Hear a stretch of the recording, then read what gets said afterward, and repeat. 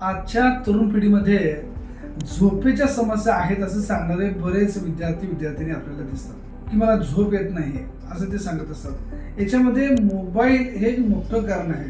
त्यांचं screen timing वाढलेलं आपल्याला बघायला मिळतं. पण बऱ्याच वेळा असं दिसतं की त्यांची सायकल बिघडलेली आहे झोपेची. मी विचारतोय तुम्ही किती वाजता झोपताय, तर ते सांगतात मी 1 वाजता झोपतोय, 2 वाजता झोपतोय. मग 1 पर्यंत करताय काय, तर मोबाईल बघत बसतात.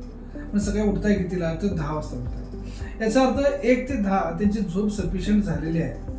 फक्त त्यांची झोपेची टायमिंग बदललेली आहे, त्यांची सायकल चुकलेली आहे. अशाला झोपेची सायकल दुरुस्त करणं गरजेचं आहे. मोबाईल अवॉइड करणं गरजेचं आहे. वेळेवर लवकर झोपणे, लवकर उठणे ही सवय लागून घेणे गरजेचं आहे.